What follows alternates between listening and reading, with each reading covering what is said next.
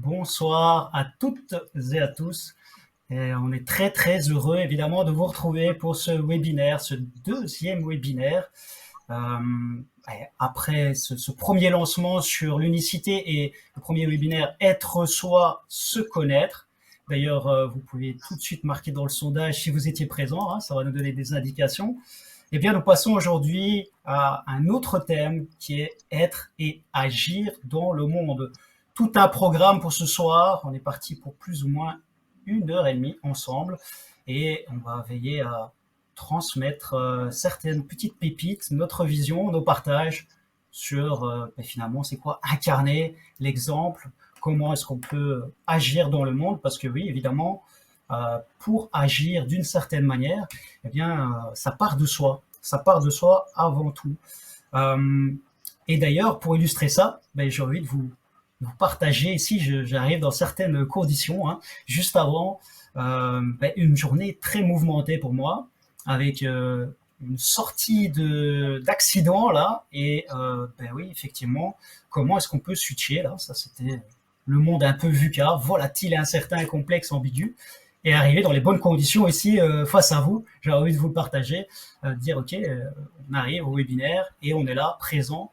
Euh, Ça me rappelle un autre épisode que j'ai vécu il n'y a pas longtemps, bien plus joyeux, je vous rassure, parce qu'ici, je vous rassure aussi, pas plus de peur que de mal, juste des dégâts matériels, tout va bien. Mais j'ai envie de vous parler d'une dernière expérience qu'on a fait avec la douce étante qui partage ma vie, c'est du skydiving. Alors, skydiving, c'est quoi? Eh bien, c'est aller dans une soufflerie et faire comme si vous étiez en chute libre. Et donc, effectivement, c'est reproduire ce changement d'environnement quand vous passez d'un avion et que vous vous apprêtez à, sauter, à aller ouvrir votre parachute.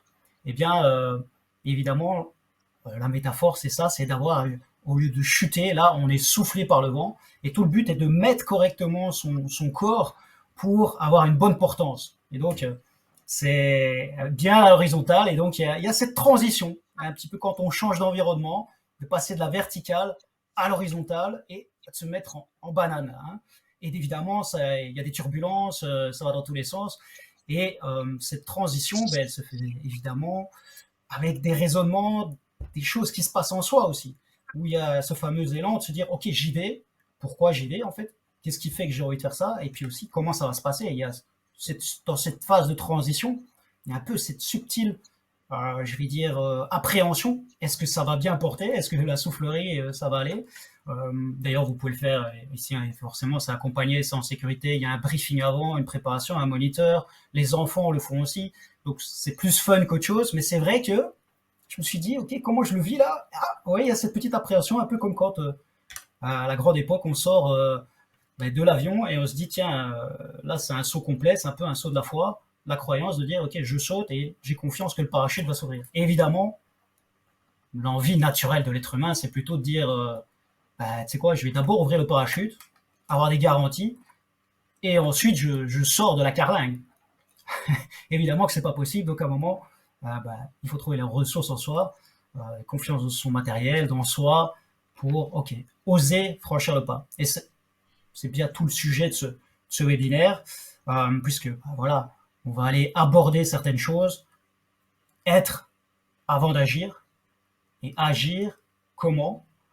Donc on partira sur le pourquoi, sur bah, effectivement les forces qui sont en présence en vous. Hein, finalement, c'est les perceptions, c'est aussi qu'est-ce qui se joue. Est-ce que ça part d'un espace d'unité, un espace de séparation? On va explorer ça. Et puis évidemment, la promesse aussi, c'est de vous amener quelques clés, puisque dans ce passage à l'action, bah, oui, il peut y avoir aussi de la peur qui est toujours là, bien vivante. Et comment on fait pour gérer ça? Et à travers nos partages, nos expériences personnelles, on va transmettre 3 clés qui nous semblent assez essentielles. Et puis ben, tout ça pour arriver sur finalement qu'est-ce que vous voulez le plus et comment on peut atteindre ça. Et là, ben, évidemment, nous, on a envie de vous inviter à peut-être aller creuser plus loin et pas juste avoir du savoir, mais aussi avoir du savoir-faire et du savoir-être. Ça aller dans l'expérimentation. Et on vous parlera aussi notamment, si vous voulez encore aller plus loin, euh, de notre séminaire du week-end Unicité, Aventure Unicité, qui va arriver le 2-3 décembre et à Bruxelles en présentiel avec nous trois et des surprises évidemment. Euh, alors évidemment, on l'exprimera par la suite, mais il y a il y a des codes de promotion, il y a moyen d'aller très rapidement sur cet événement et en savoir beaucoup plus. Mais ça, je veux dire, on laisse pour la cerise sur le gâteau par la suite. Ici, pour quand même vous partager les règles du jeu ou dans quel cadre vous vous trouvez, évidemment, on est dans un cadre de bienveillance, de confiance, et vous pouvez interagir quand vous le désirez. Si vous avez des questions, vous pouvez les mettre dans le chat. C'est un travail d'équipe. On va se présenter dans un instant. Il y a Muriel, il y a Olivier, mais il y a aussi un deuxième Olivier qui est je vais dire, dans l'ombre pour officier et pour nous appuyer au niveau technique. Donc, merci d'ailleurs à lui, on le salue, et c'est lui qui nous relaie aussi toutes vos questions et qui nous facilite cette diffusion, cette transmission. Alors, évidemment, les sondages seront là aussi, et vous allez découvrir sur votre interface des petits boutons qui vous permettent aussi de découvrir toutes les informations. On est dans un cadre de protection. On a envie de vous inviter à vous permettre de poser toutes les questions qui vous viennent et de pouvoir ainsi monter en puissance et d'aller vers des partages en confiance. Toutes les questions sont les bienvenues. Il n'y a que les questions qui ne sont pas posées qui sont inopportunes. Pour nous, c'est vraiment l'envie d'échanger, de partager et de vous amener un maximum de valeur pour ce webinaire. Ce webinaire qui va se faire aussi dans notre unicité, avec notre authenticité, et quand même signaler aussi prévention oratoire que forcément tout ce qu'on va dire n'engage que nous. On utilise nos mots et c'est des vibrations, donc c'est intéressant aussi peut-être de penser au-delà, de comprendre le sens ou ce qui se cache derrière. Évidemment qu'on fera des omissions, des distorsions, des généralisations, et d'un autre côté c'est des choix dans l'instant, avec cette intention, cette vraie envie de vous apporter un maximum pour cette soirée et que vous passiez un bon moment en notre présence. Voilà, je propose qu'on passe aux présentations de l'équipe. Donc, je vais évidemment en galanterie donner l'honneur à Muriel de se présenter et souhaiter la bienvenue à vous. Muriel, c'est à toi. Merci, oui, merci Phil. D'abord, je suis ravie de me présenter à vous. Alors, qui suis-je? Donc, Muriel Simon. Je suis quelqu'un en mouvement, je suis quelqu'un en dynamique, en recherche de vérité. Je suis quelqu'un de curieux. Alors, curieuse de moi-même, curieuse de comprendre les choses, la vie, euh, l'humain et surtout tout son potentiel et ses possibilités. Alors après un cursus scientifique, j'ai une première partie de mon parcours professionnel dans l'ingénierie, puis ensuite dans l'enseignement, dans les écoles, et aussi tout un pan d'activités autour de l'accompagnement de personnes en individuel ou en groupe sur cette connaissance de soi et cette recherche de vérité intérieure et de rencontre de soi. Et je dirais que cette aventure unicité, elle est née d'abord, évidemment, de notre rencontre avec Phil et Olivier, avec nos parcours complètement différents et si complémentaires et si riches. Et aussi, enfin, avec un constat, le premier constat qui est de cet élan qu'on a tous les trois à vouloir partager, transmettre, diffuser nos expériences, nos expertises. Et ce deuxième constat qui est de dire que on aime proposer, on aime mettre à disposition, on aime être dans le service justement de l'accompagnement et permettre aux personnes qui sont intéressées, bien évidemment, de se mettre en mouvement avec nous et de partager leur unicité, qu'on la partage ensemble et d'aller à la rencontre de soi, vers un soi de plus en plus beau, j'ai envie de dire. Olivier?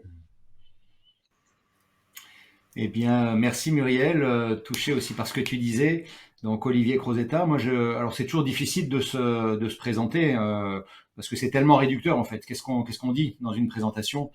Si je présente mon parcours professionnel, je vais vous dire que je suis coach, formateur, psychopraticien, que je suis conférencier. Ça c'est pour aujourd'hui. Que dans une vie antérieure, j'ai été officier. J'ai passé un peu moins de 20 ans à l'armée, à la Légion étrangère d'abord, au service action de la DGSE ensuite, et puis dans les forces spéciales.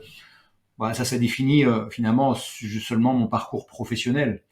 Sur le plan personnel, je pourrais dire que mon cheminement, il a commencé avec le cheminement d'un enfant malade qui a guéri la maladie à partir d'un acte fort que j'ai posé à l'âge de 9 ans.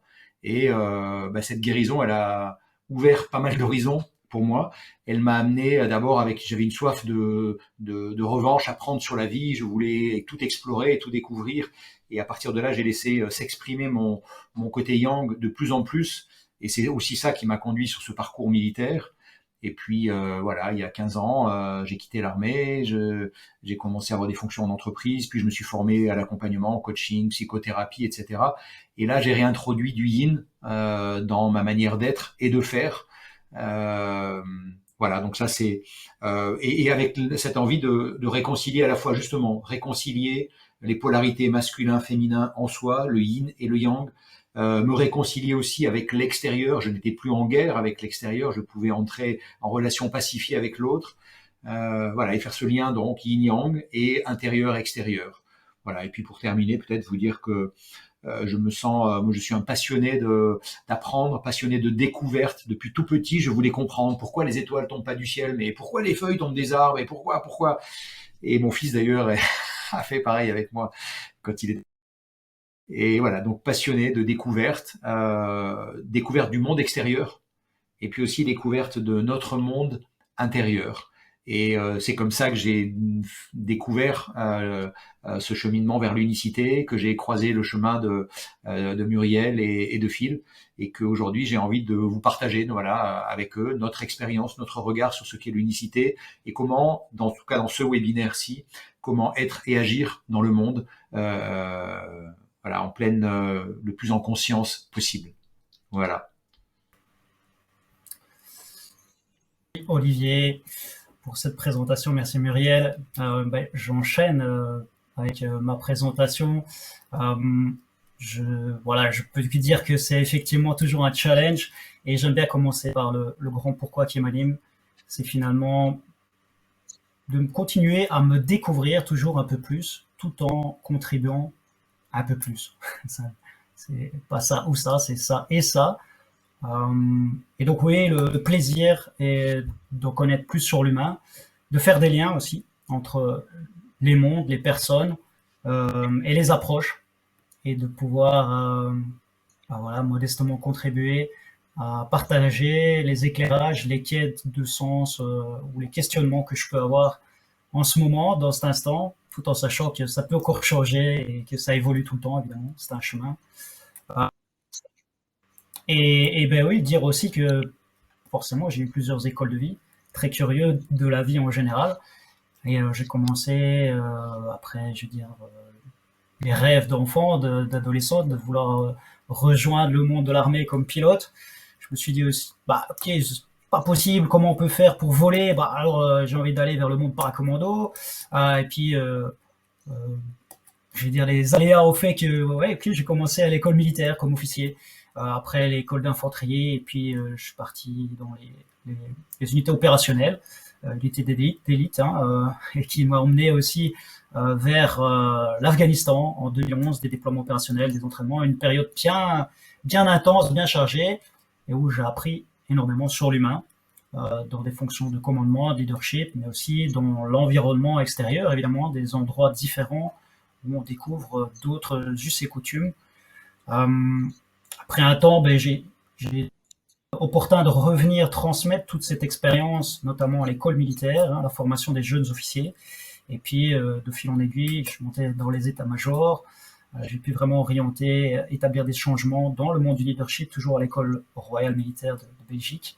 Et puis maintenant, je suis au centre d'information de Bruxelles et ses environs.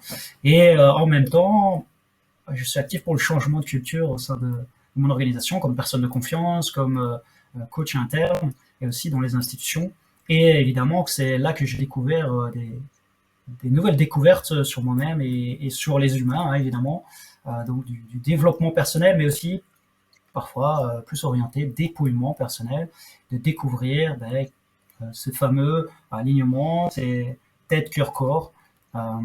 J'aime bien finir avec cet adage de dire, voilà, bienvenue au cœur d'un autre esprit de corps, de notre esprit de corps, de notre team, Et finalement, notre grand pourquoi, voilà, je pense qu'on s'est mutuellement inspirés, on s'est rencontrés sur cette prise de conscience ou ces prises de conscience multiples. Et voilà, qu'on a envie aussi de vous partager avec authenticité, unicité et envie et élan. Cette magnifique présentation. Alors j'espère que le Phil, son... juste un mot peut-être pour Ouais. Phil, ouais, peut-être juste un mot. Je pense que il y a des petits soucis de connexion probablement de ton côté, et donc périodiquement ton image est figée. Donc si jamais Ok. les participants vous voyez Phil en image figée, vous entendez le son mais son image est figée. Voilà, c'est normal, ça ne vient pas de votre navigateur. C'est qu'a priori c'est plutôt la connexion à Bruxelles Voilà. de ton côté, Phil, là, qui est momentanément un peu dégradée. Voilà. Désolé pour ça, ça fait partie du monde incertain, volatile, complexe, ambigu. Et de la météo extérieure, on va rester connecté à sa météo intérieure. Et vous m'entendez quand même relativement, et je propose alors qu'on passe peut-être plonger avec Olivier dans la partie, je vais dire, plus des états intérieurs, justement. Olivier, je te passe la main, je te passe la parole même.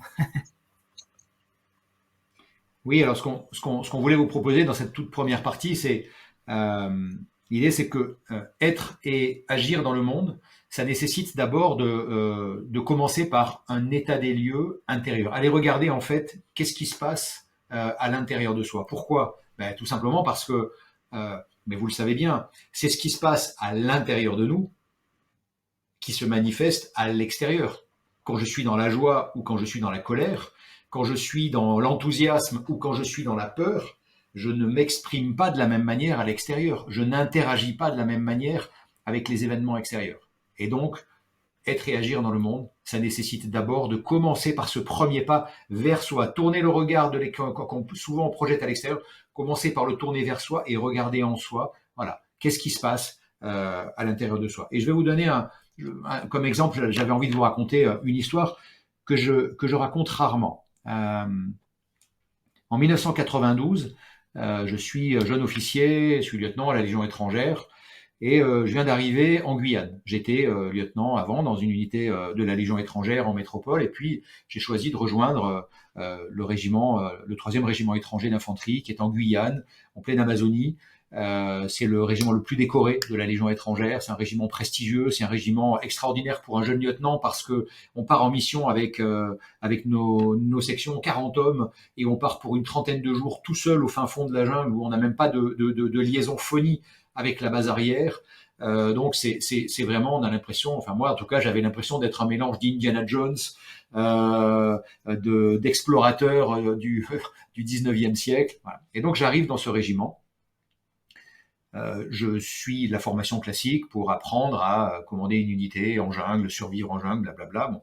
Et puis au bout de quelques semaines, je reçois ma première mission. Et je dois faire une mission de reconnaissance au cœur de la Guyane. Et on va donc nous projeter en pirogue. On va faire 2-3 jours de pirogue. Et puis à partir de là, ensuite, on aura 25 ou 26 jours de marche pour aller rejoindre un autre point sur un autre fleuve où nos piroguiers pourront venir nous récupérer. Et entre-temps, on a un certain nombre de choses à faire. Et lorsque je prépare cette mission, voilà, à l'époque, il faut que vous sachiez que la cartographie de Guyane, l'IGN, qui est l'Institut géographique en France, qui fait la cartographie, a fait une série de cartes du cœur de la Guyane, mais comme personne ne les achète, parce qu'il y a 90% de la population guyanaise est sur le littoral, ces cartes ne sont plus éditées. Et donc, si on veut les avoir, il faut les acheter, il faut les commander, ça coûte très très cher pour eux. En tout cas, à l'époque. Aujourd'hui, avec le numérique, ce serait différent. Mais à l'époque, on ne pouvait pas les avoir. Et donc, on fonctionnait sur des photocopies. Et donc, le chef de section que je suis va au bureau opération instruction, il récupère les cartographies qu'on lui remet précieusement. Je vais passer une demi-journée à faire des photocopies sur des papiers A4, je ne sais pas si vous imaginez, d'une carte au 25 millième, c'est-à-dire que voilà, 1 cm fait 250 mètres sur le terrain. Et donc, quand sur ces 30 jours de progression, j'ai fait toutes mes photocopies, que j'essaie de mettre dans l'ordre, etc. Parce qu'ensuite, il va falloir que je les colle bout à bout. et que une fois reliés, que je les mette dans mon porte-carte plastifié pour marcher en forêt, où c'est très humide. Bout à bout, toutes mes photocopies de cartes, j'ai à peu près 7 mètres linéaires de feuilles A4 que je vais scotcher les unes après les autres. Et pendant plusieurs jours, je vais définir mon itinéraire. Je connais mon point de départ, je connais mon point d'arrivée. Et à partir de là, je vais tracer mon itinéraire. Et puis, en traçant mon itinéraire, je vois qu'à un moment, sur la fin de la progression, dans le dernier quart de la progression, donc à un moment où a priori on sera assez fatigué, parce qu'on aura marché déjà pendant plusieurs semaines, je vois qu'à l'endroit où j'envisage de passer, il y a un trou blanc qui fait en gros l'équivalent de 3-4 centimes. Ouais, il doit faire en gros un petit kilomètre. Et à cet endroit-là, le trou blanc, c'est marqué nuage. Oui, parce qu'en fait, le jour où ils ont pris la photo aérienne pour faire la cartographie, ben, il y avait des nuages à ce moment-là. Et donc, comme ils n'ont pas voulu inventer la carte, ils ont l'honnêteté de mettre une pastille blanche. Voilà. Et là, à ce moment-là, dans les jours et nuits qui donc précèdent, donc pendant la préparation de la mission, je me creuse la tête en me disant, mais tout seul, sans demander l'avis de mes sous-officiers. Et donc, je me dis, non, on sera fatigué, ok, on va traverser le nuage. Je me fais confiance en topographie, et donc, ok, je tire un trait, et je vois le point d'entrée, point de sortie, entre-temps, c'est une grosse pastille blanche, et on sortira là-bas, et on reprendra la progression. Sur le papier, ça marche super bien. Quelques jours plus tard, on démarre. Et puis, au fil des semaines, la progression se fait. On est à peu près au timing prévu. On a réussi à progresser ou rattraper quand on avait du retard. Et donc, on est à peu près dans les délais. Mais on est en fin de mission. On n'a pas pu être ravitaillé. Et donc, on avait juste de quoi tenir jusqu'à l'arrivée, enfin, jusqu'à ce qu'on retrouve les pirogues. Donc, je suis assez vigilant sur voilà, l'itinéraire. Et on a besoin d'arriver pile poil au bon moment, sinon assez vite, on va manquer de vivre. J'ai 40 hommes sous ma responsabilité. En tout cas, c'est comme ça que je me le dis, parce qu'en réalité, je suis le chef, je suis le lieutenant, mais j'ai un sous-officier adjoint, j'ai 4 sergents, 4 sous-officiers qui sont intelligents et avec qui j'aurais pu partager tout ça. Mais non, dans mes croyances à l'époque, où c'est le lieutenant, c'est le chef qui doit décider, c'est le chef qui doit dire je décide de tout ça tout seul, je suis vigilant tout seul. Bon.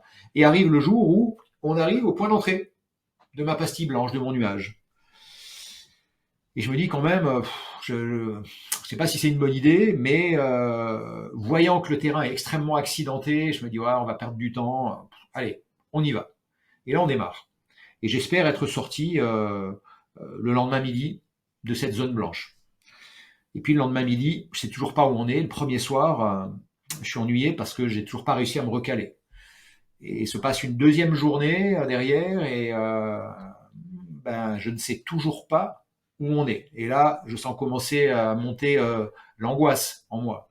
Qu'est-ce qui va se passer si je nous perds? On n'aura pas assez de vivres. Bon. Mes sous-officiers sentent qu'il se passe quelque chose et un soir, mon adjoint vient me voir en me disant il me semble taciturne, ça va mon lieutenant, tout va bien? Ouais, ça va chef, je suis fatigué, en gros foutez-moi la paix. Je n'ose même pas leur dire ce qui est en train de se passer.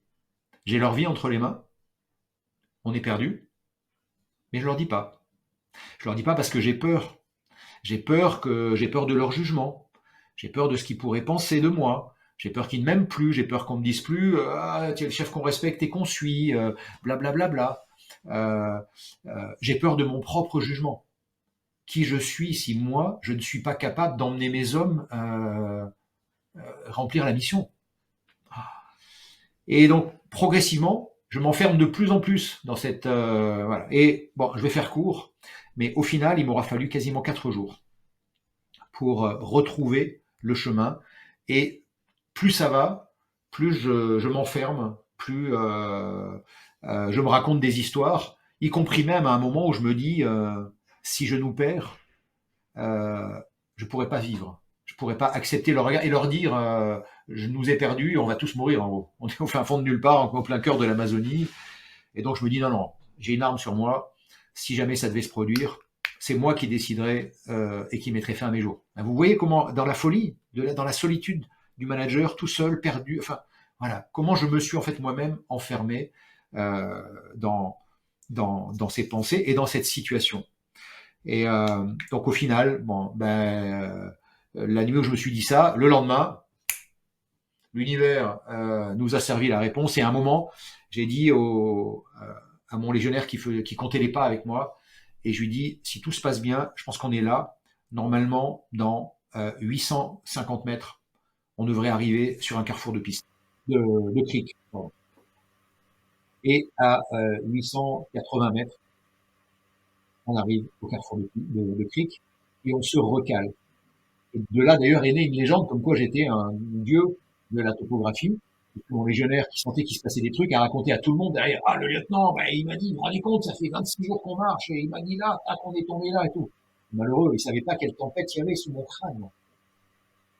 Voilà comment j'ai laissé aussi s'installer d'ailleurs cette fausse légende que j'étais meilleur que les autres en topographie, alors que pendant 4 jours j'étais perdu. C'est parfaitement humain, ce qui peut arriver, mais voilà. Wow. Je vous raconte cette. Ouais, j'avais dit, Ouais. j'ai vraiment envie de te remercier pour ce partage en sincérité et en vulnérabilité, parce qu'évidemment, c'est costaud, un fait de vie très marquant.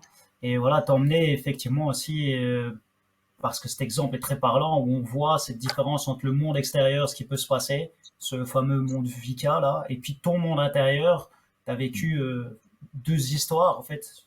Et donc là, ben, ça nous emmène sur les forces en présence. C'est un super exemple pour illustrer ça. Et, euh, et de savoir le pourquoi, de quel espace ça part. Est-ce que tu peux nous en dire plus, Olivier? Oui, bien sûr. Alors, du coup, voilà, si je vous raconte ça, en effet, c'est pour revenir à ce point que je voulais vous présenter, qui est cet état des lieux, l'importance de faire l'état des lieux intérieurs.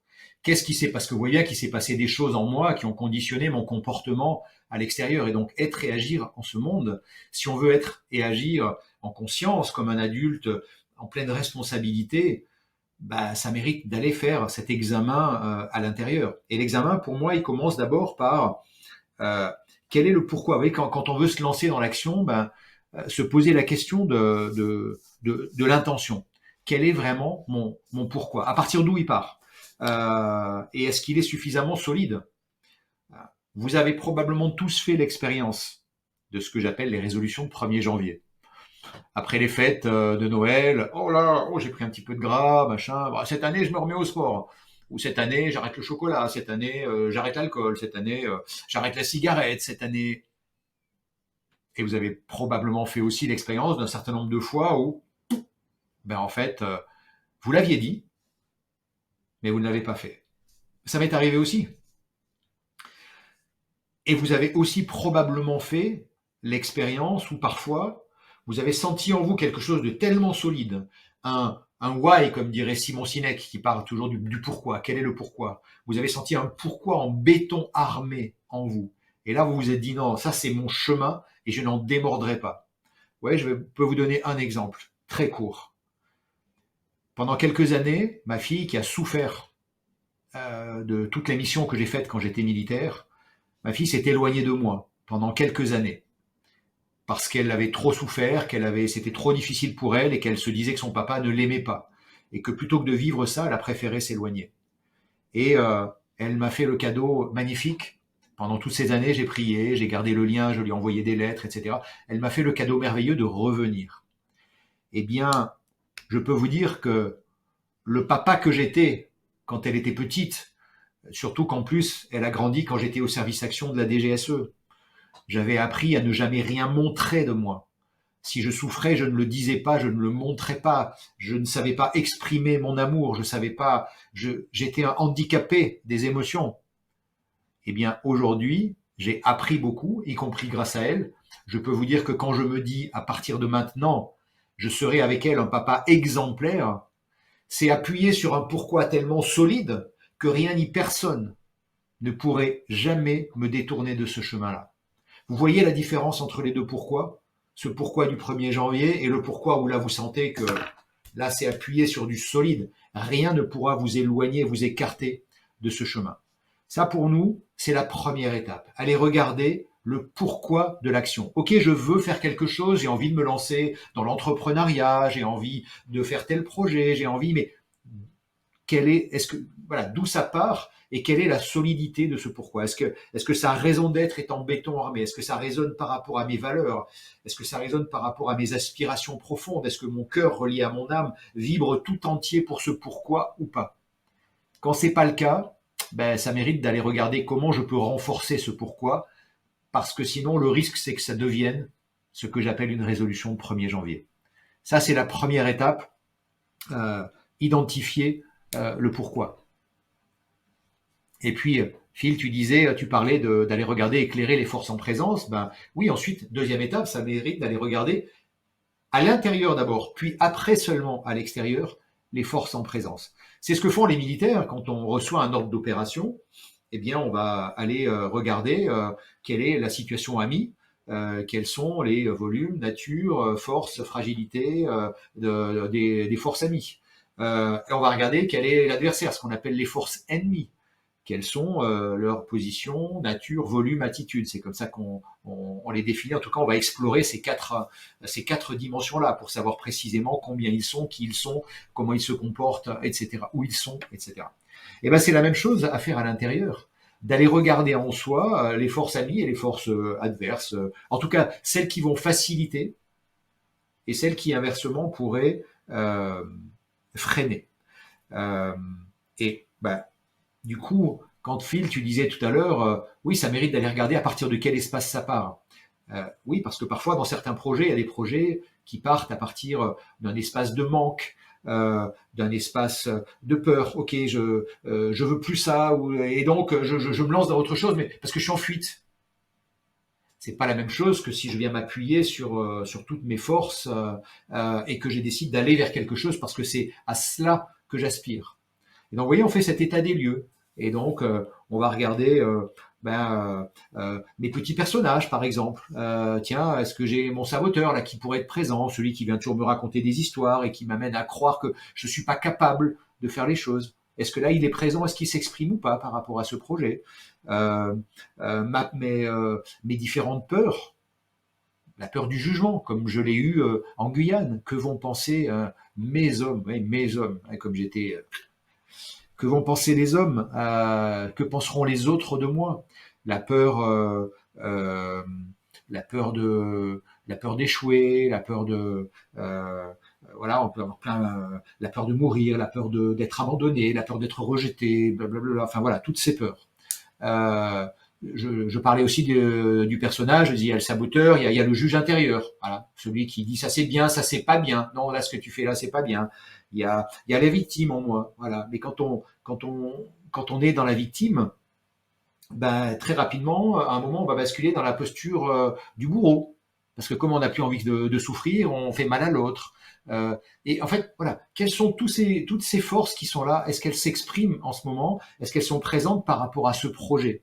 Est-ce que c'est un vrai projet qui peut s'appuyer au contraire sur tous mes moyens qui s'expriment à partir de ma complétude, de mon amour, de mes aspirations puissantes? Je sais pourquoi je vais vers ce projet et je peux m'appuyer sur quelque chose de solide, comme moi tout à l'heure dans l'exemple que je donnais avec ma fille, ou au contraire, est-ce que dans ces forces en présence, au contraire, là, on voit que ça part plutôt d'espaces de manque, de peur, de choses qui vont probablement me freiner dans la pleine réalisation de ce projet et qui ne me permettront pas, en tout cas, d'être pleinement qui je suis, d'exprimer pleinement toute mon authenticité, toute mon unicité, parce que brouillé par mes peurs, mes petits personnages, voilà, tous mes freins. Et encore une fois, quand je dis ça, il n'y a pas de jugement à avoir. On a tous des différents personnages en soi, on a tous des freins, on a tous des envies, on a tous des forces et des fragilités. L'essentiel, en revanche, c'est de passer par cette étape et d'aller faire ce tour du propriétaire, cet état des lieux intérieurs, pour après avoir regardé la solidité du pourquoi, de pouvoir éclairer quelles sont les forces en présence à l'intérieur, et terminer en faisant le rapport de force, comme là encore on le faisait à l'armée, entre force amie, force ennemie. Ben là, par rapport à ce projet, est-ce que j'ai l'impression qu'il y a plus de solidité, de force, d'engouement, d'enthousiasme, etc., ou au contraire, plus de manque, de peur, de fragilité, de blessures, et du coup, que je vais devoir aller éclairer, transformer, pour renforcer la partie des forces, hein, du positif, pour pouvoir donner plus d'énergie dans ce projet, plus de chances de succès, et surtout pour me permettre à moi d'être plus pleinement qui je suis en profondeur dans l'incarnation de ce projet. Voilà pourquoi en nous, il nous semble, voilà, pour nous, il nous semble si important, si essentiel de commencer toujours, voilà, par ce tour du propriétaire, cet état des lieux intérieur. Merci Olivier, merci vraiment pour ce partage en confiance. Merci pour cette vulnérabilité, cette authenticité, cette humilité. Bravo à toi. Et j'ai envie de vous adresser aussi de vous le rappeler, que vous pouvez partager toutes les questions que vous voulez dans le chat par rapport à ce qui vient de nous être partagé. Hein. Donc l'identification du pourquoi, mais aussi de quels espaces ça part. Des espaces de complétude, d'unité, d'alignement, ou parfois des espaces aussi qui sont plus freinants, de peur. D'ailleurs, on fera le pont, hein, ça va partir vers Muriel, mais avant ça, j'ai envie de vous dire aussi, on va lancer un sondage, un deuxième sondage pour mettre cette dynamique, ce mouvement en place et vous inciter, vous inviter à nous partager votre point de vue. Ça arrivera dans le petit onglet sondage à côté du chat. Ce sera intéressant pour nous. Et puis, effectivement, les questions sont plus que les bienvenues. Voilà, on parlait de ces freins qui peuvent être présents. Et ici, on voit qu'on était dans cette émulsion intérieure, s'introspecter, prendre conscience. Et puis, là, j'ai envie de vous emmener vers, une fois que l'élan est là, une fois qu'on a cette envie de porter un projet, de s'exposer avec ce projet, et qu'on est certain que ça part d'un espace de complétude, d'unité, et comment est-ce qu'on fait aussi pour manager ces peurs qui sont présentes, ces freins en soi, pour aller vraiment dans cette action. Je passe la parole vers Muriel pour peut-être nous lancer dans cette exploration, de passage à l'action, et de ce fameux tremble et avance. Muriel. Oui. Alors, dans ce tremble et avance, on est bien d'accord qu'on est dans des situations où justement, on est confronté à quelque chose d'inconfortable qui réanime tout ce dont tu as parlé, Olivier, jusqu'à présent, les petits personnages, les peurs, etc. Et on est dans cette situation-là et on va vous proposer 3 clés en mode urgence, en mode bouée de secours, avant de voilà, sur lesquels on va pouvoir s'accrocher. Pour illustrer ces clés, je vais moi aussi vous proposer une petite anecdote qui appartient à mon parcours professionnel en tant qu'enseignante. Donc j'ai passé une vingtaine d'années à être enseignante dans une école avec des jeunes enfants en mode CP, une quinzaine d'années où c'était, on va dire, le long fleuve tranquille.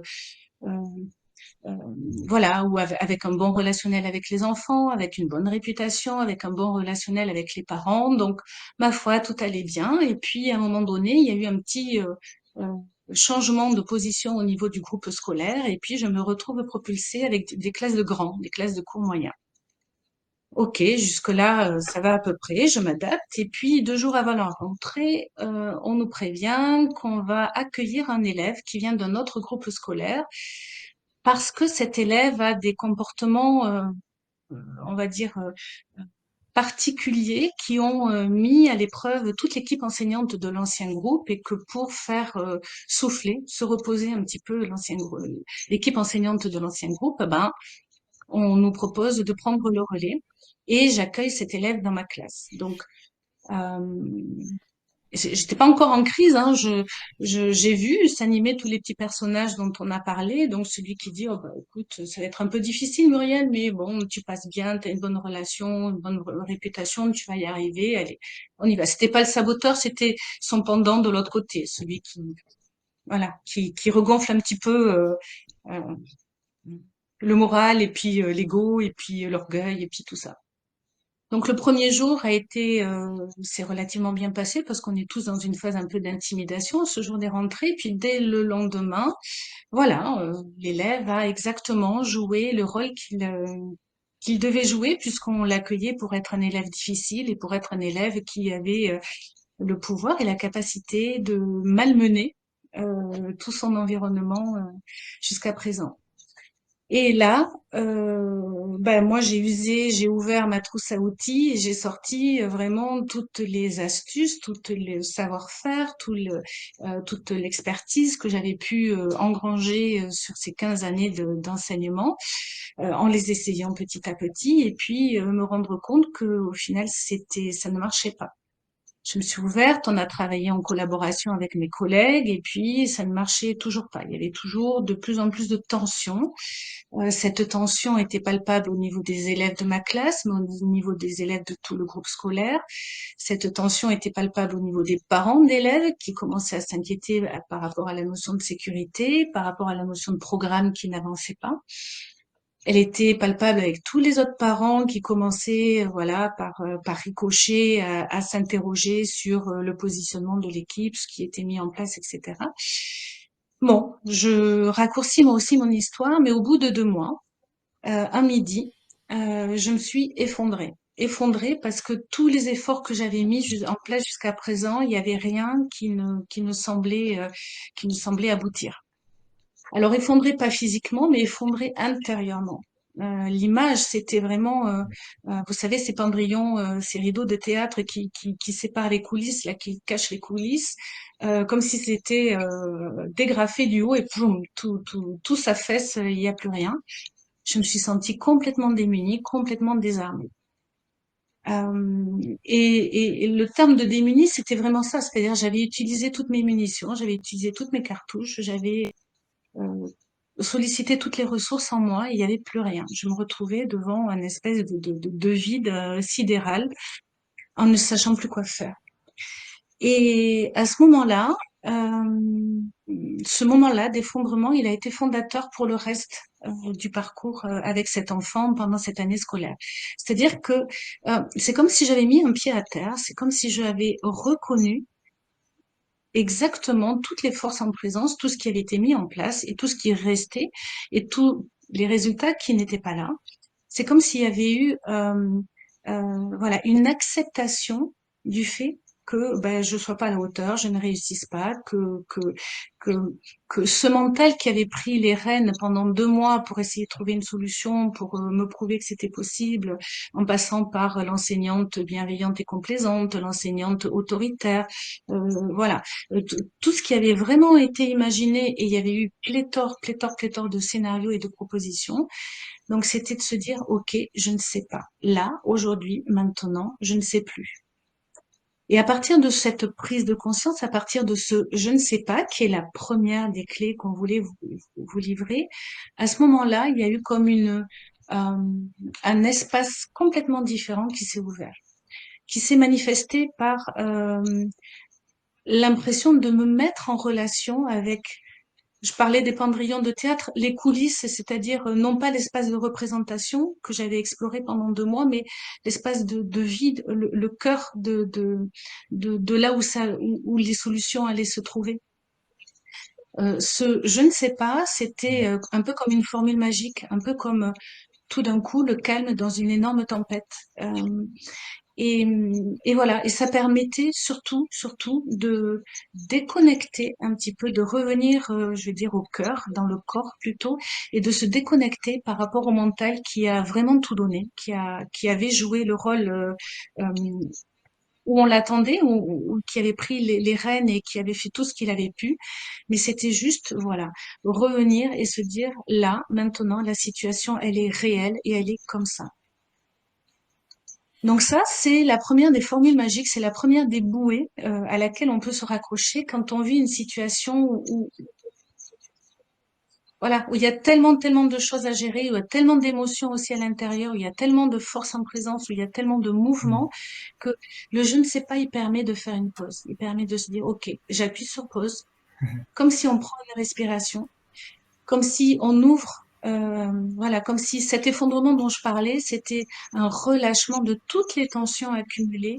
Et là, dans cet espace-là de relâchement de tension, alors, même si le cerveau ne peut pas prévoir, même s'il est dans l'inconnu, alors les choses peuvent se mettre en place, venant d'un autre espace, bien sûr. Donc voilà la première Mais des clés qu'on voulait vous partager. Merci Muriel pour cette première clé. Et comme tu es sur ce temps de pause, je t'en accorde une pour rappeler à nos auditeurs que évidemment les questions sont les bienvenues.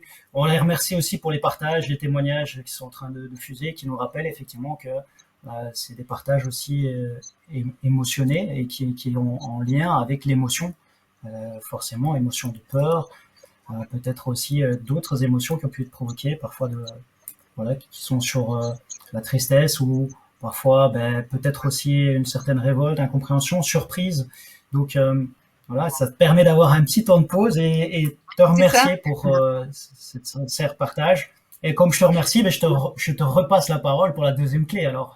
Peut-être Phil, est-ce que tu me permets juste un mot? Évidemment. Vas-y Olivier. Oui, par rapport à ce je ne sais pas que tu évoquais, Muriel, pour moi, il est tellement, tellement puissant. Pendant des années, quand j'ai commencé mon cheminement personnel, j'avais des gens, moi je fais partie de ces gens qui, quand je décide un truc pendant des années, j'étais un rouleau compresseur. Si j'ai décidé, je pouvais gravir la montagne à genoux et monter avec les ongles et les dents, je le franchissais. Bon, c'était pas toujours bon pour mon corps, mais je l'avais décidé avec la tête. Bon. Et quand on me parlait de lâcher prise, moi, ça m'énervait en fait. Je ne comprenais pas. Mais je lâche prise quoi? Je ne tiens rien. Je comprends pas ce que tu me dis en fait quand tu me demandes de lâcher prise. Et en fait, lâcher prise, ça passe par là. C'est juste accepter, c'est lâcher prise à l'intérieur, c'est relâcher, c'est accepter, arrêter de s'accrocher, de résister, de vouloir à tout prix, alors qu'on voit que tout ce qu'on tente, comme tu nous le disais, finalement semble vain. Et à un moment, c'est mettre un genou à terre. Et là, tu lâches complètement et tu reconnais que, ok, là, je ne sais plus. Et je reconnais en moi que je ne sais pas. Donc j'arrête effectivement de mettre toute mon énergie, de m'accrocher, etc. Et je crois que quand on parle de lâcher prise, il n'y a pas plus bel exemple. En fait, ça démarre, ça passe par ce je ne sais pas et qui ouvre à des miracles parce que dès lors qu'on cesse de s'accrocher, on en a tous fait l'expérience. Plus on s'accroche, plus ça résiste. Et au moment où on relâche, intérieurement, comme par magie, les choses commencent à émerger. Voilà, merci en tout cas Muriel. C'est l'exemple que tu nous que tu nous proposais parlait beaucoup à cet ancien accrocheur que j'ai tellement été et qui de temps en temps, parmi mes petits personnages, il y en a un qui cherche à revenir encore. Il faut que je lui parle avec douceur pour lui dire non, c'est bon, lâche prise. Bon. Et alors juste peut-être un petit compliment, quand on est dans ce je ne sais pas, quand on est dans ce genou à terre, on n'est certainement pas dans la vulnérabilité. Euh, j'ai envie de préciser ça. On est au contraire dans toucher à sa puissance intérieure. On est au contraire en train de libérer tout un tas de forces qui n'ont pas pu être mobilisées jusqu'à présent. Et pour moi, c'est important de préciser que c'est un acte héroïque entre guillemets de nous-mêmes à nous-mêmes et voilà qui ouvre un champ de possibilités impressionnant. Alors pour passer à la deuxième clé, je vais rapidement conclure mon expérience d'enseignante pour dire qu'à partir de ce moment-là, j'allais le matin à l'école sans savoir. Alors évidemment, j'avais mes cours de pré. Bon, on ne parle pas de technique, mais j'étais dans l'état d'esprit que je ne savais pas comment allait se passer la journée, que je ne savais pas comment, quels incidents, parce qu'il y en avait, je vais pas dire toutes les demi-heures, mais presque. Euh, et je me suis vue en train de proposer, dans l'instant, entre guillemets, des espaces de parole au sein de ma classe entre élèves pour exprimer les peurs, les incompréhensions, pour partager. Je me suis vue mettre en place des groupes de parole avec les parents de ma classe de manière très régulière, chose qui n'avait jamais été pratiquée, qui n'est pas une pratique courante en tout cas dans l'éducation nationale, d'ouvrir et d'être transparent par rapport à des difficultés qu'on peut avoir au quotidien. Euh, Voilà, je voulais faire une petite parenthèse, mais j'avais lancé cette idée-là, évidemment soutenue par ma hiérarchie, dans l'idée d'être transparente et de dire, bah, c'est pas facile tous les jours, donc on a un peu besoin de soutien. Et en fait, j'ai dû aller être en soutien aussi avec les parents. Donc ça, c'était mon petit. Donc, mais et j'ai vu comment ça a pu déstabiliser l'équipe et comment on a pu reconstruire des bases nouvelles. Bon, donc au final, on a fini l'année. Au final, tout le monde est arrivé jusqu'à la fin de l'année. Au final, cet élève a bien voulu rentrer dans les règles, dans le code et dans le cadre de ce qui était proposé à l'école publique. Et tous les autres élèves ont eu une participation dans cette intégration et cette compréhension. Et tout le monde a grandi de cette expérience. Donc ça, c'était pour finir ma petite anecdote et pour introduire cette deuxième clé qui va être le merci. Alors, vous connaissez tous ce mot, merci. En général, quand on le prononce, on le prononce parce qu'on a reçu quelque chose, un cadeau, un compliment, une surprise, voilà, un joli moment de partage. On est souvent en train de dire merci. Donc, c'est vraiment quelque chose qui est a posteriori. Euh, et moi, je vous propose de penser à cette deuxième clé, la clé du merci, au moment où c'est compliqué, au moment où c'est difficile. D'abord parce que ce mot-là, il a une vibration particulière qui est d'être content, d'être joyeux, d'être en réception ou d'avoir été en réception et d'être dans un espèce de retour. Et cette attitude-là, elle est vraiment fondamentale quand on est vraiment en difficulté et quand voilà, on est dans ces situations de confrontation, de conflits intérieurs ou extérieurs d'ailleurs, de j'y vais pas, j'ose pas, qu'est-ce qui va m'arriver? Se dire que si on vit cette situation, alors forcément, il va y avoir un retour, il va y avoir une réception, il va y avoir un cadeau, il va y avoir des surprises. Et ce merci, il nous met dans cette configuration intérieure d'ouverture et de réception. Et donc, il laisse place à beaucoup plus de possibilités. Il programme en fait notre cerveau, toute la biochimie de notre corps à être dans l'ouverture et à être dans la réception.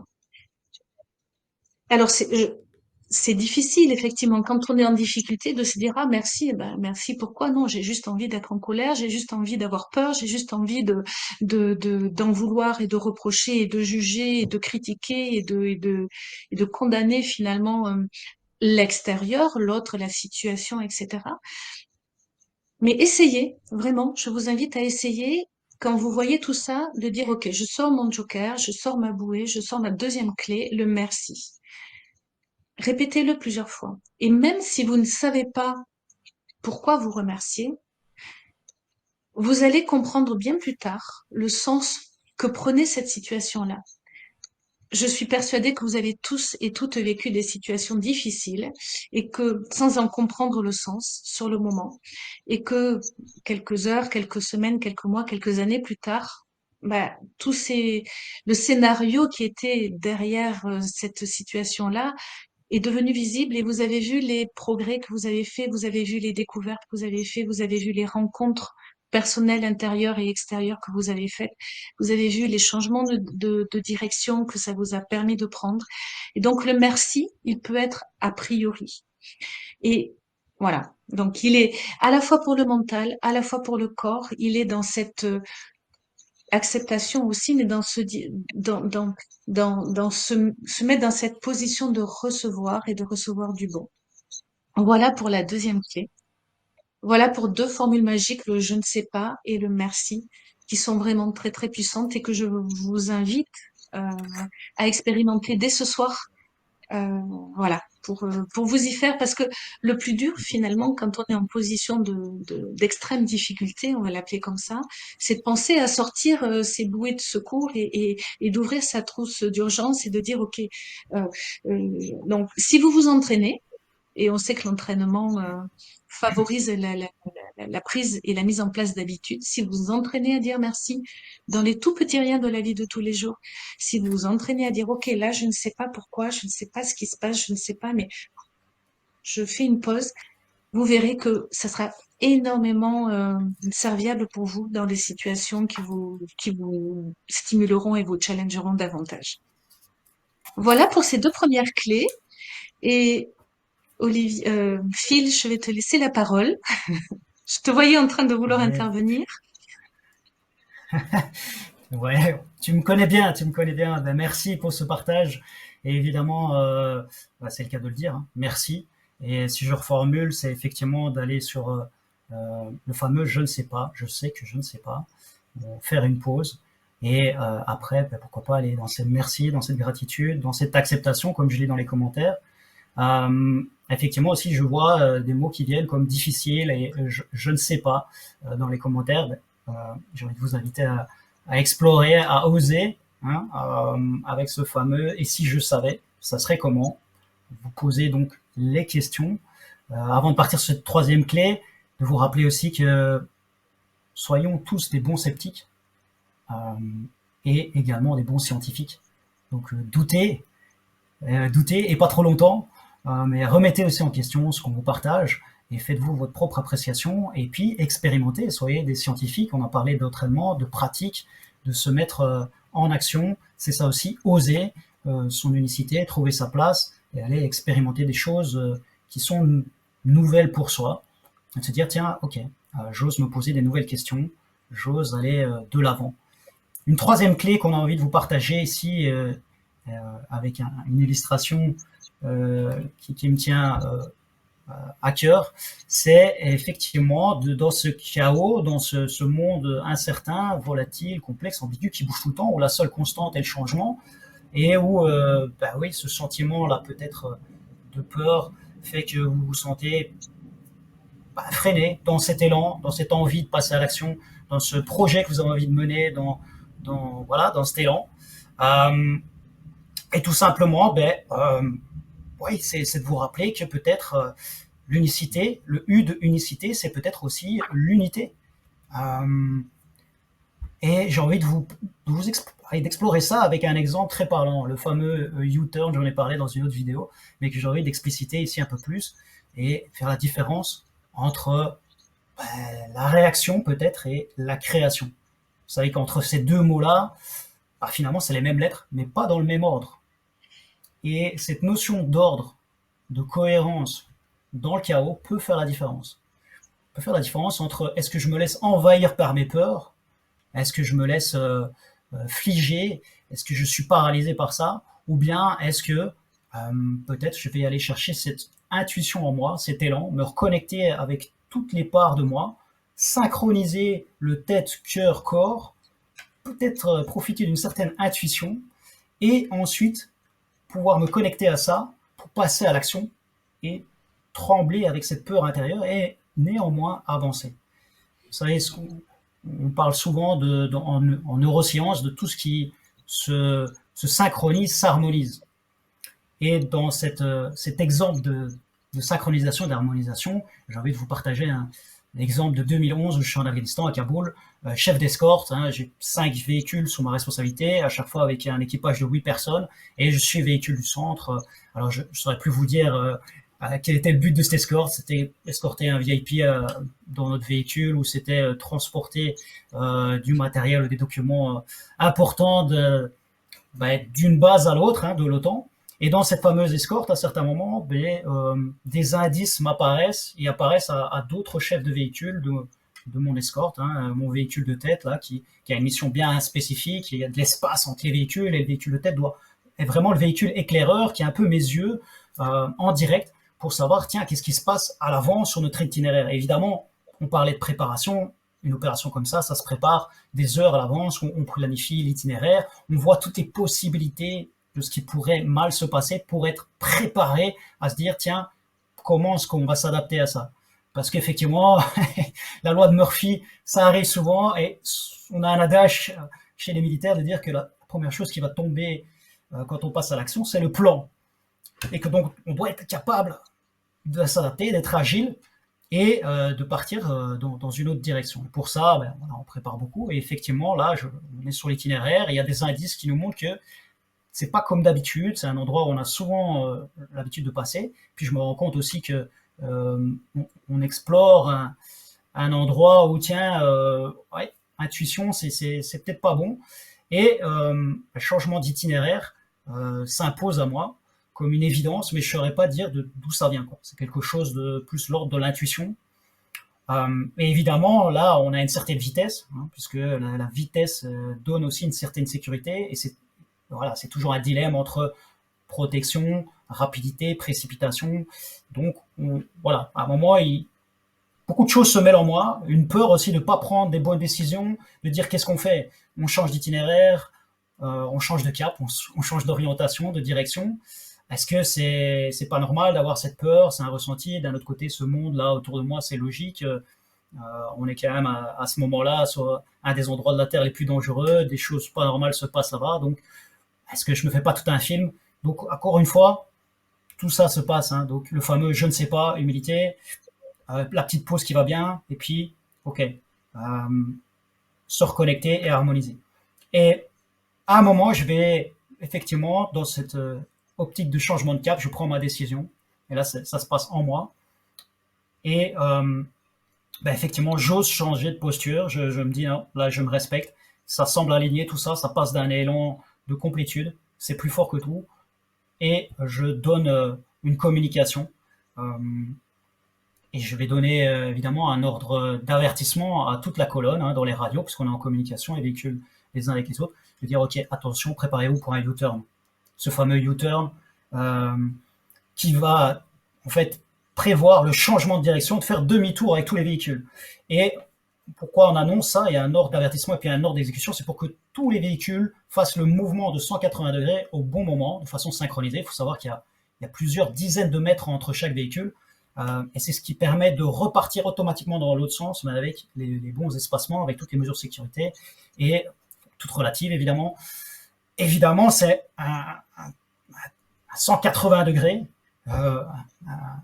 ce fameux virage-là, qui s'amorce pour toute la colonne. Et quand ça se fait de manière synchronisée, ça va très très vite. Et il doit y avoir aussi tout un schéma de pensée qui se switch, puisque le véhicule de queue devient le véhicule de tête, et le véhicule de tête devient le véhicule de queue. Les missions changent complètement pour les véhicules, les hippodrills aussi, et moi aussi, forcément, dans l'itinéraire, tout ça va changer, et on change de direction, on change de trajectoire. Donc bien penser à ce qu'on va dire, à l'histoire aussi qu'on se raconte, ça c'est une clé que j'ai envie de vous donner, voilà, si c'est bien préparé, si on le communique bien, avec soi d'abord, mais aussi avec les autres. Et là, vous voyez la force de synchroniser et d'harmoniser l'action. Pour ça, ça doit être bien en ordre à l'intérieur. C'est pour ça qu'à un moment, j'ai pris un temps avant de communiquer dans la radio, pour que ça soit clair pour tout le monde. Et je me suis moi-même mis un ordre d'avertissement. Ok, là, j'ai et je fais cohérence, je mets de l'ordre entre la tête, la pensée, peut-être le mental qui voit tous les scénarios, qui a ce sentiment de peur, le cœur et cette fameuse intuition là, non, je le sens, et les tripes aussi, ça vient voilà, le corps.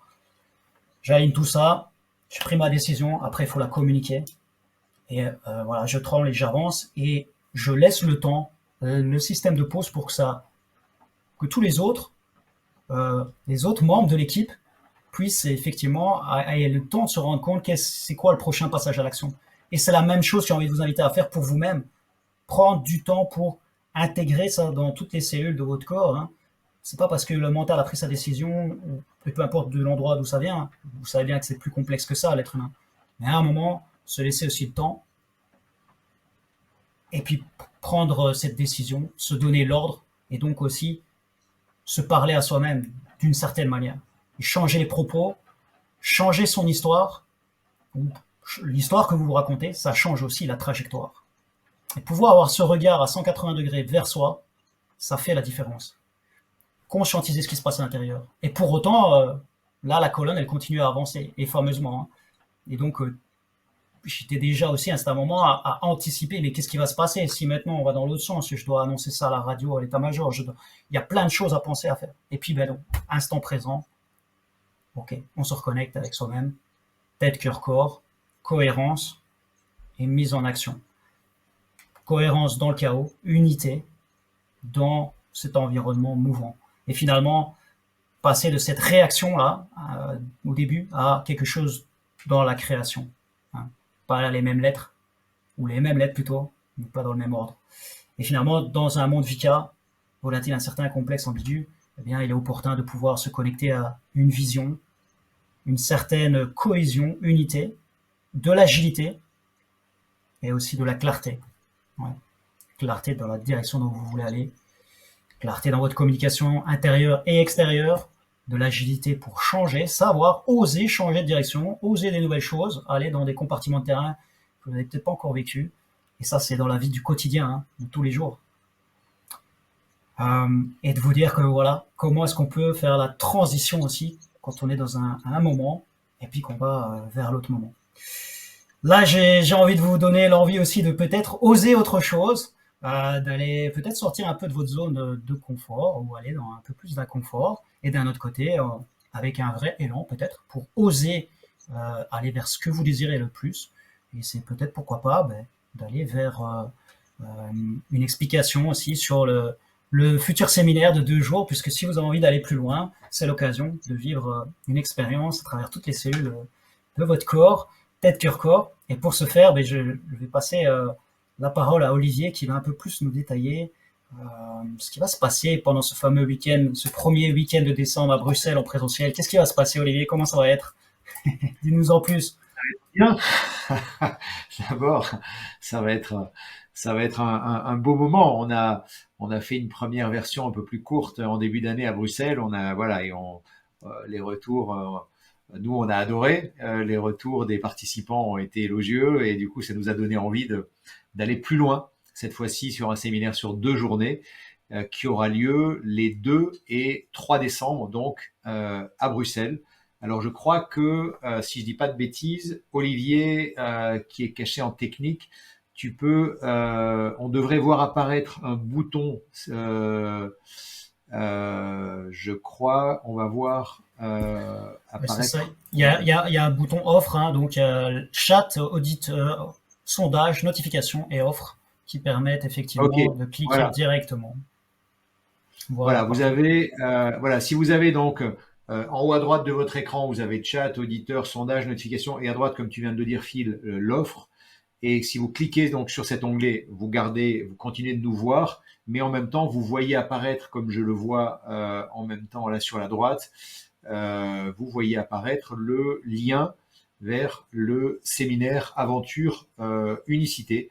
Et donc, si vous cliquez sur Je participe au séminaire, ça vous ouvrira un autre onglet sans quitter notre webinaire. Et quand le webinaire sera fermé, clôturé tout à l'heure, la page de cet onglet restera ouverte. Voilà, donc vous pourrez continuer d'aller l'explorer. Du coup, voilà, si vous voulez dès maintenant commencer à cliquer dessus pendant que je parle, pour regarder un peu de quoi il s'agit. Je ne sais pas si toi, Olivier, tu veux nous mettre, faire défiler ou pas, là sur l'écran, la page de capture du webinaire.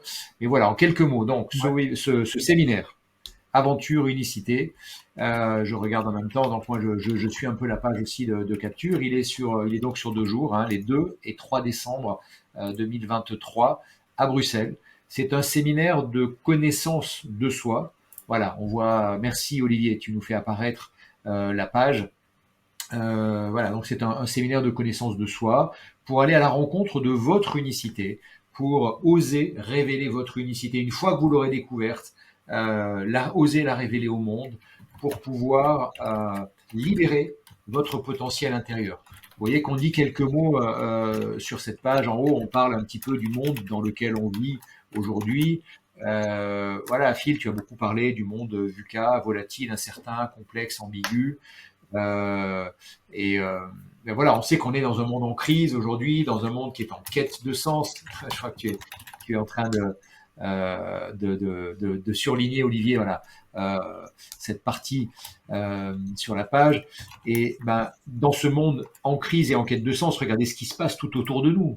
Depuis le Covid, on n'a pas arrêté d'enchaîner les choses. Quand quand on nous parle plus de la guerre en Ukraine, ben la guerre émerge au Proche-Orient, etc.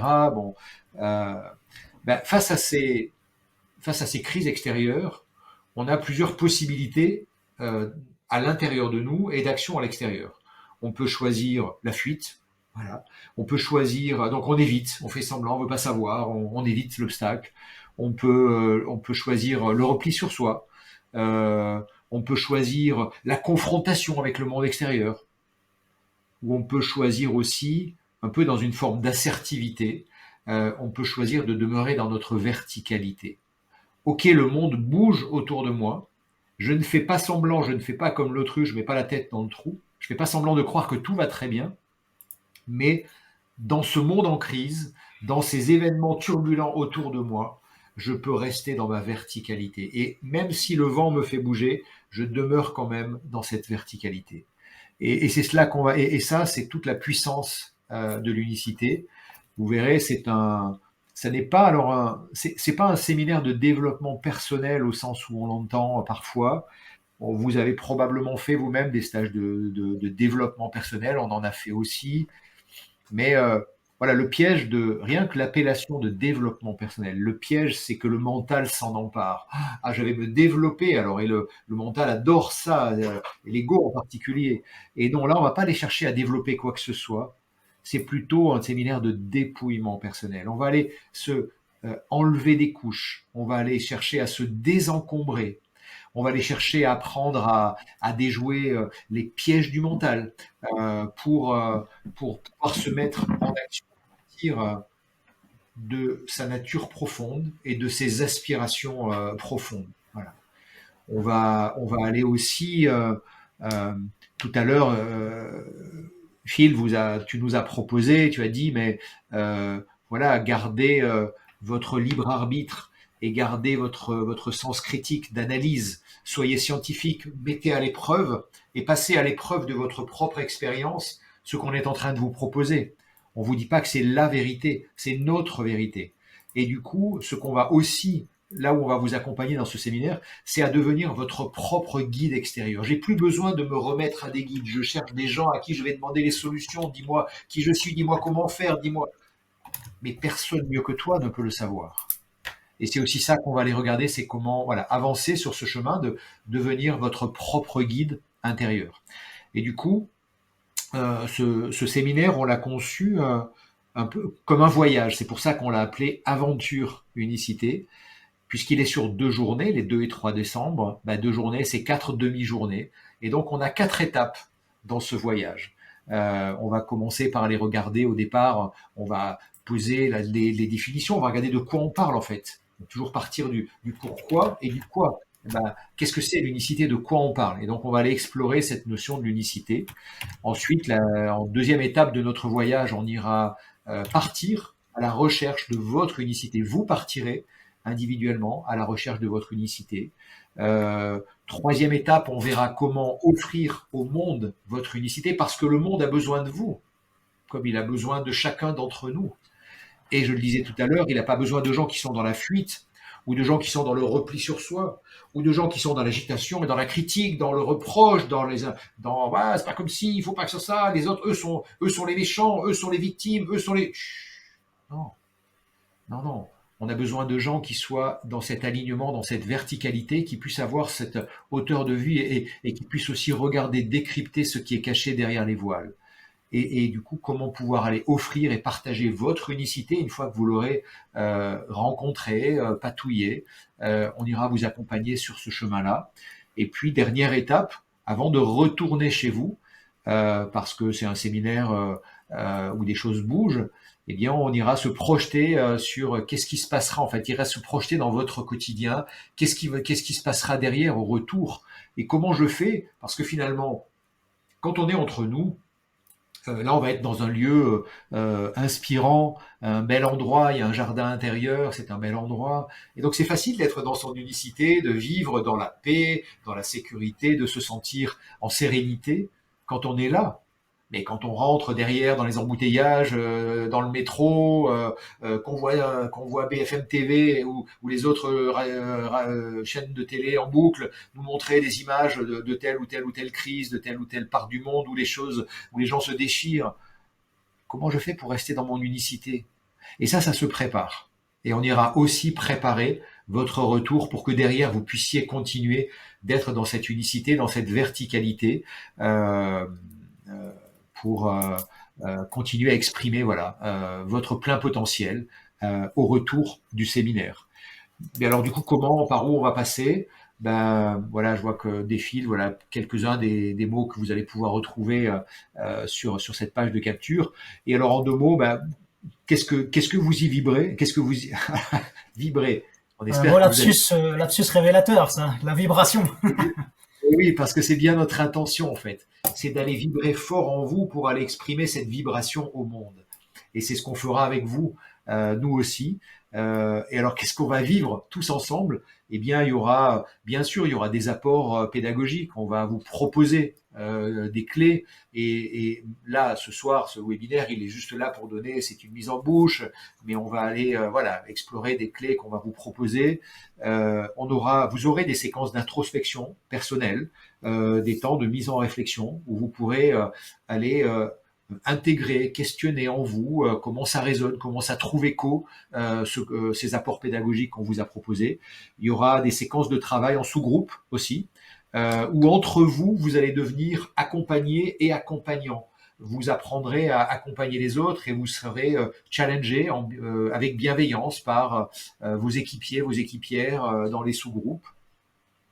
Il y aura et puis il y aura plein de petites choses en plus. Il y aura de la méditation guidée. On vous proposera quelques techniques d'optimisation du potentiel aussi, qui sont utilisées de plus en plus maintenant dans les forces armées, qui ont commencé dans les forces spéciales, les pilotes d'avion, les pilotes de chasse aussi, et qui aujourd'hui sont de plus en plus divulgués dans les forces armées pour se préparer avant l'action, pour gérer l'émotion et le stress pendant l'action, pour revenir au calme après l'action. Il y aura de la cohérence cardiaque, et puis il y aura des bonus, des surprises, il y aura et d'ailleurs parmi ces surprises, si tu descends encore un petit peu, Olivier, on va parler de mots. Alors là, vous verrez, il y a des témoignages sur la première journée qui avaient été faites. Et puis, parmi ces surprises, il y a Tarsis. Il y aura quelques invités. Voilà, on aura, pour l'instant, on a un invité qui sera Tarsis. On aura quasiment assurément un deuxième. Voilà, on va maintenir la surprise. Mais on garde les noms parce que c'est une belle surprise. Et donc, ce sera pour les gens qui viendront. Et là, Tarsis, voilà, vous avez TTSDev là, qui est présenté là parce que si c'est sous les témoignages, Olivier. Si vous, en vous inscrivant, voilà, vous nous aidez aussi à soutenir cette association. Et Tarsis, qui est le fondateur de cette association, pour nous, c'est quelqu'un, et il viendra témoigner. Il aura un petit temps il aura un temps pour lui, pour témoigner de son histoire. C'est un homme extraordinaire. Voilà, c'est un ancien enfant soldat qui est devenu officier, qui a été formé à l'école royale militaire de Bruxelles, qui est devenu un entrepreneur et qui aujourd'hui a fondé cette association où vous avez ici dans les témoignages, vous trouverez son témoignage. Ce gars, il a un sourire qui embarque tout le monde, quoi. Voilà. Ben, pour réussir tout ce qu'il a fait, voilà un homme qui est à l'évidence dans son unicité. Il est aligné et lui, c'est pourquoi ils sont en béton armé. Voilà. Et donc, parmi les petits cadeaux, pas parmi les petits, mais parmi les nombreux beaux cadeaux que vous aurez, ben, il y aura notamment ce témoignage de Tarsis et puis d'autres, au moins un autre dont on vous réserve la surprise. Voilà, tout cela pour repartir avec une nouvelle carte du monde et pour être et agir en conscience dans ce monde à partir de votre unicité. Et pour terminer sur cette présentation du séminaire, comme ça nous permettra de répondre à vos questions. Bien sûr, Muriel et Phil, si vous avez des choses à compléter, n'hésitez pas. Mais voilà, on arrive sur la partie financière. Et bien, vous allez voir que en cadeau dans ce webinaire aujourd'hui, voilà, on a choisi de vous offrir une réduction. Franchement, oui, c'est le prix du séminaire, il a un coût, mais voilà, pour nous, on a essayé en tout cas de choisir, même pour le prix complet, un coût qui soit acceptable, qui soit juste, tout simplement. Ouais, qui soit juste. Exactement, le juste coût. Et là, en tout cas, ce qui nous a paru juste à nous trois, c'était de vous proposer 25% de réduction. Voilà, vous avez jusqu'à dimanche minuit pour prendre le temps d'aller regarder ces pages. C'est pour ça que je vous invite vraiment, si vous n'avez pas cliqué sur le bouton à droite de votre écran, je participe au séminaire, qui vous permettra d'ouvrir cet onglet et qui restera ouvert même après que notre webinaire ce soir sera terminé. Prenez le temps d'aller regarder ces pages et si vous vous inscrivez avant dimanche soir minuit, vous bénéficierez donc de ces 25% de tarifs préférentiels. Voilà, on vous a mis quelques questions clés à la fin. Mais est-ce que si j'ai pas un projet en ce moment, est-ce que j'ai besoin? Ben oui, bien sûr. Si tu veux être et agir dans ce monde à partir de ton unicité, tu es le bienvenu. Bon, voilà, vous verrez toutes ces questions en fin de la page de présentation du séminaire. Je ne sais pas, Phil et Muriel, est-ce qu'il y a avant qu'on accueille vos questions, est-ce qu'il y a des points que peut-être qui n'ont pas été clairs ou sur lesquels vous vouliez rebondir? Muriel. Ah, Muriel n'a pas le son. Ouais. Excusez-moi. Le petit bouton qui va bien. Ouais, je vais juste ajouter que c'est 2 jours pour aller upgrader un petit peu la version de tous nos programmes et nos logiciels à l'intérieur, de se débarrasser de ce qui n'est plus utile parce que on voit bien au niveau des téléphones, des applis, des ordis, on est toujours en train d'évoluer, on a toujours besoin d'aller dans l'optimisation, on va dire, et nous aussi. On est un formidable ordinateur vivant et donc ça sera une occasion voilà de s'élever dans je vais pas dire la performance au sens technique mais dans oui dans cette capacité qu'on a à interagir de manière juste harmonieuse cohérente avec le monde. C'est aussi 2 jours pour aller débloquer des niveaux, aller reconnecter et aller toucher à ce qui fait la joie, à ce qui fait la force de vie, à ce qui fait tout ce potentiel vibrant. Hein. Tu as fait un lapsus tout à l'heure, Olivier, mais il s'agit bien de ça. En fait, c'est vraiment aller connecter à ça. Une fois que la connexion est établie, elle peut pas se perdre, elle est là. Il y a juste besoin de réactiver. Et c'est vraiment quelque chose qui amène la joie, la plénitude, voilà, la consistance et l'unité à l'intérieur de soi.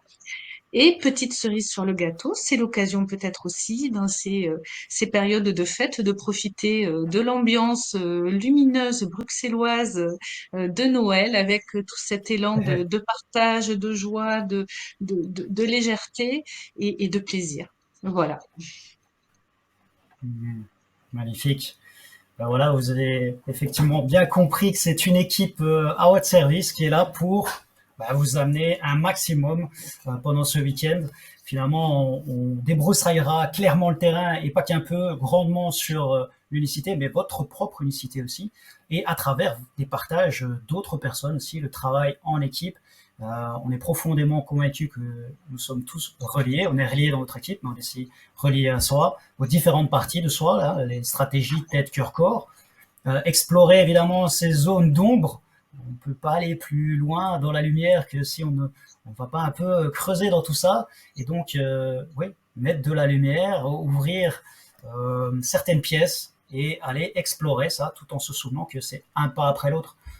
Et que ça peut être fameusement inconfortable. C'est pour ça qu'on veillera à avoir ce cadre maléfique pour être en confiance, être dans les bonnes conditions, que vous vous sentiez à l'aise et effectivement d'aller explorer ce mot qui vibre particulièrement et qui est peut-être pas forcément toujours encore clair avec cette notion de cohérence, de congruence, de responsabilité, des grands mots pour dire ok, on va aller chercher votre confiance en vous.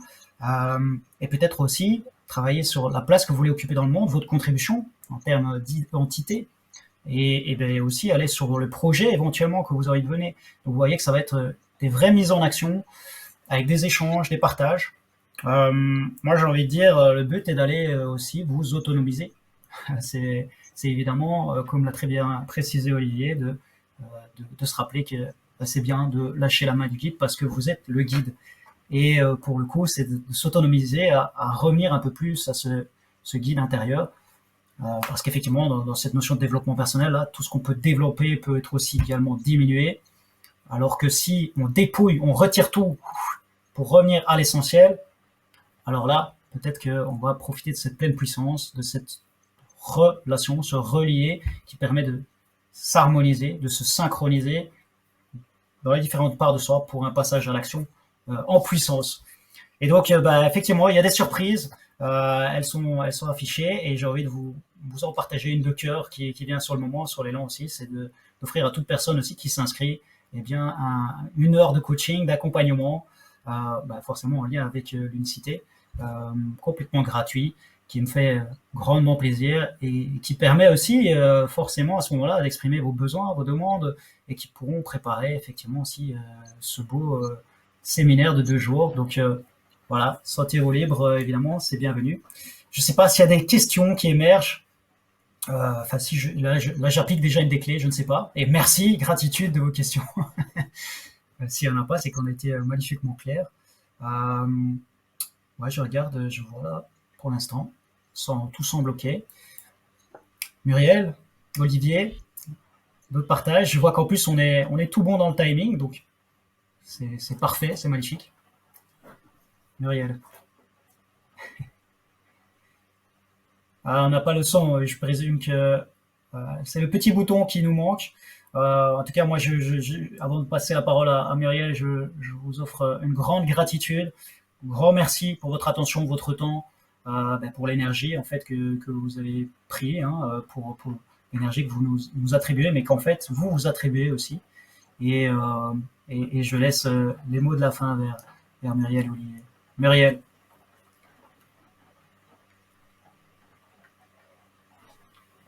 Non. c'est toujours le monde vu qu'il y a en action. Olivier, je te propose de reprendre la parole le temps qu'on retrouve le son de Muriel, puisqu'on ne t'entend toujours pas. Muriel, on ne t'entend pas. Malheureusement. Ça y est, je suis revenue. Écoutez, moi, en tout cas, Alléluia. On t'écoute, Muriel.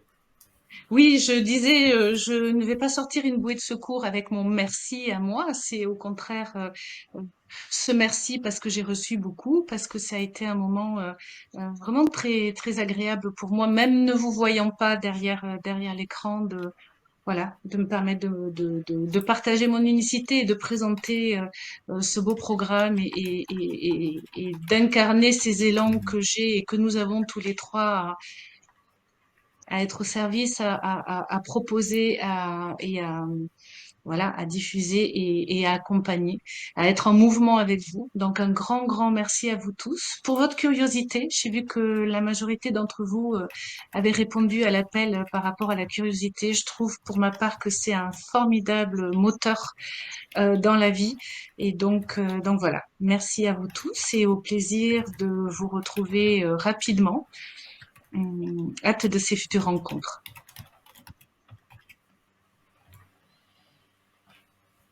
Tout pareil, Muriel, merci à vous, gratitude. Je vois en plus défiler là. Alors évidemment, je voulais mettre mes lunettes parce que j'y vois un peu moins bien quand c'est écrit petit. Et du coup, oui, gratitude pour vos messages. Tant mieux si on a été clair, tant mieux si vous avez apprécié. Voilà, nous on se sent tous les trois dans notre unicité aujourd'hui d'oser.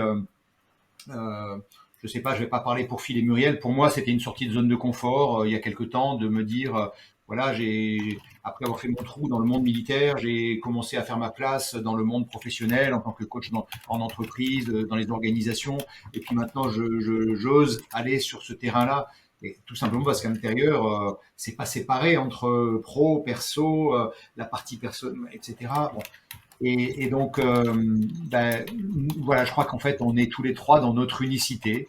C'est ce qui nous a réunis. C'est pour ça qu'on s'est rencontrés dans ces parcours et qu'aujourd'hui, ensemble, on a à cœur de vous accompagner sur ce chemin, de lâcher la main du guide, de libérer votre potentiel, d'aller éclairer quelles sont encore vos forces en présence pour pouvoir vous appuyer sur des pourquoi solides et avancer dans la vie en étant dans votre verticalité simplement pour incarner qui vous êtes. Et j'ai envie, pour terminer, de vous dire, ben oui, sinon vous manqueriez au monde, en fait. On est tous venus ici avec notre couleur unique pour offrir quelque chose au monde. Et parfois, on ne le sait même pas, mais il suffit juste déjà d'oser exprimer ce parfum-là. Et voilà, moi en tout cas, c'est ce qui me tient à cœur. Je suis ravi de pouvoir vous accompagner sur ce chemin aux côtés de Phil et de Muriel, sans lesquels je ne l'aurais pas fait. Et donc, gratitude à vous deux et gratitude à vous de votre accueil. Et un dernier mot aussi pour la gratitude à Olivier Ferrand, dans les Oui, bacs, dans l'ombre, pour notre le ski lumière. technique. Merci Olivier. Merci Olivier. Bonne soirée à tous, bonne C'est le mot de la diffusion, fin. infusion, et à bientôt. Qui ose À gagne. bientôt. À bientôt.